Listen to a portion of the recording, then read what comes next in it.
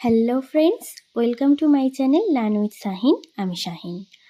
আজ প্রাথমিক শিক্ষা পর্ষদ রাজ্যের কাছে 23 স্টেটের যে রেজাল্ট, সেই রেজাল্ট কোন ওবিসি নিয়ম মেনে প্রকাশ করা হবে, অর্থাৎ ফল প্রকাশ করা হবে, সেই সম্পর্কে জানতে চেয়েছে।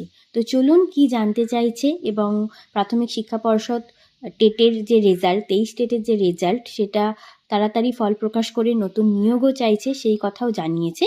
তো সেটা শোনা যাক।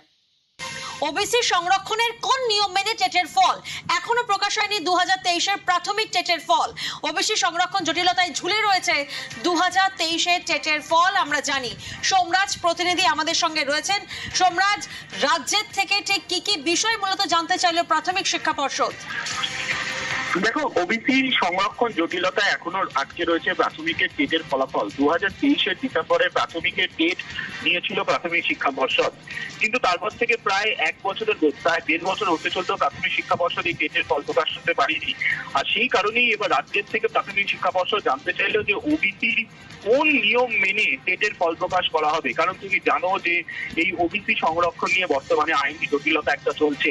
ফলত সেই জায়গায় দাঁড়িয়ে যেহেতু রাজ্য এখনো প্রাথমিক শিক্ষা পর্ষদ এখনো প্রায় 1.5 বছর হতে চলতো ফল প্রকাশ করতে পারিনি, তাই গোটা বিষয়টিকে মাথায় রেখেই প্রাথমিক শিক্ষা পর্ষদ রাজ্যের থেকে জানতে চাইলো যে ওবিসির কোন নিয়ম মেনে প্রাথমিক শিক্ষা পর্ষদ টেটের ফল প্রকাশ করবে।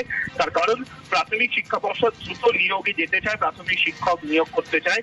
সেই কারণেই প্রাথমিক শিক্ষা পর্ষদের তরফে রাজ্যের দিকে জানতে চাওয়া হলো। বেশ।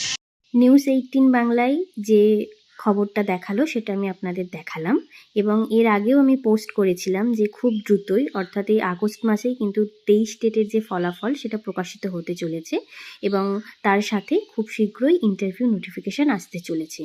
তো প্রাথমিক শিক্ষা পর্ষদ তো রাজ্যের কাছে জানতে চেয়েছে, দেখা যাক কী উত্তর পাওয়া যায়। পরবর্তী আপডেট যখন পাবো অবশ্যই আপনাদের সাথে শেয়ার করব। ধন্যবাদ সকলকে ভিডিওটি শেষ পর্যন্ত দেখার জন্য।